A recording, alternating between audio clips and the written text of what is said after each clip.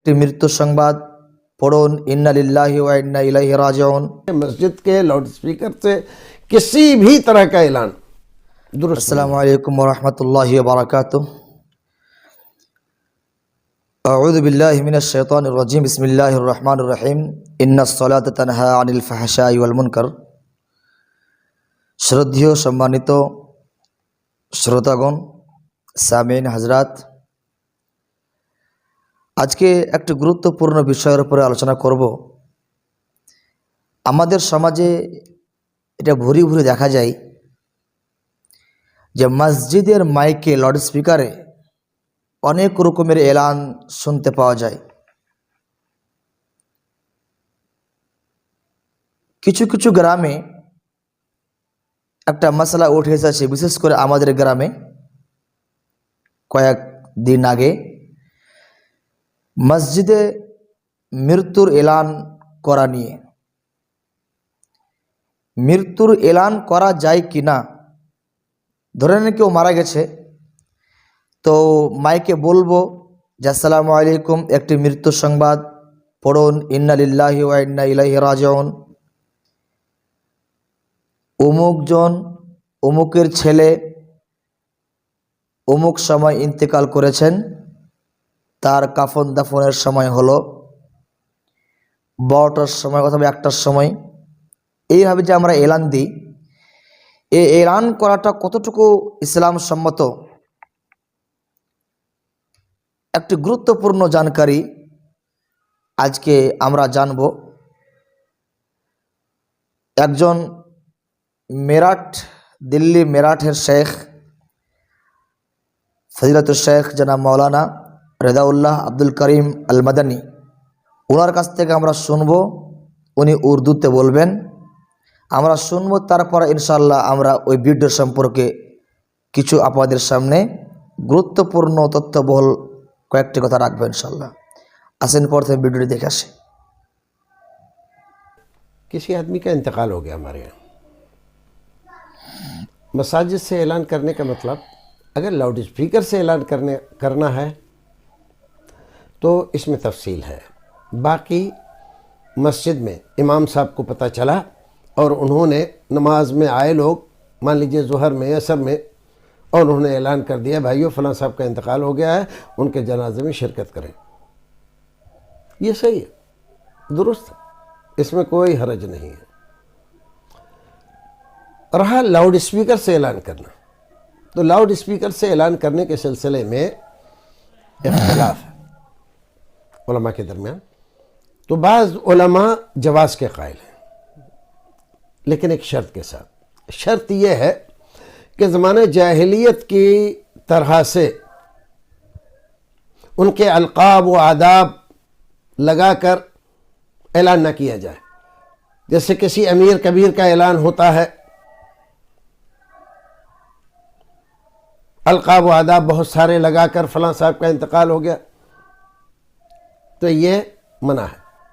बाकी इस तरह का ऐलान करें फ़लाँ साहब का उनकी उर्फियत के साथ फ़लाँ महल्ले में इंतकाल हो गया है, उनकी नमाज जनाजा इतने बजे होगी, ये ऐलान कर देना, ये इस हद तक ठीक है, कर सकते हैं। लेकिन इसमें एक बात ध्यान रहे, मस्जिद के लाउड स्पीकर को अगर हम हर चीज़ के लिए इस्तेमाल करते हैं, जैसे बाज़ जगह देखा गया एक बकरा जिसका रंग काला है, जिसके 2 सींग हैं या सींग नहीं है, वो खो गया है, जिसको मिले वो फ़लाँ साहब को पहुंचा दें और इतना पैसा दिया जाएगा, ये लाउड स्पीकर मस्जिद का विज्ञापन के लिए नहीं है। मस्जिदें इसलिए नहीं है, अला इन्नल मसाजिद लिल्लाह फला तदउ मा अल्लाहि अहदा। मस्जिदों से जो ऐलान हो अल्लाह की किबरियाई का ऐलान हो, नमाज की तरफ बुलावा होगा, दीन की सरबुलंदी के लिए होगा। तो इजाज़त अगर मिल सकती है तो मुसलमानों की भलाई, खैरख्वाही, बहबूदी इसके लिए दी जा सकती है। नमाज जनाजे में लोग ज़्यादा से ज़्यादा शरीक हों, जितने ज़्यादा लोग शरीक होंगे उतना ज़्यादा मैयत को फ़ायदा होगा उनकी दुआओं से, ठीक है। बीमारी फैली हुई है, बहुत सारे लोग परेशान हैं, ख़ास तौर से गरीब लोग, उनको इल्म नहीं है, ये लोग आए हैं फिर चले जाएंगे, नहीं आएंगे, उनको परेशानी होगी, तो ऐलान कर दिया आपने, एक टीम आई हुई है डॉक्टरों की, फलां बीमारी का इलाज कर रहे हैं, आप लोग जाकर वहाँ पर अपने आप को दिखा सकते हैं।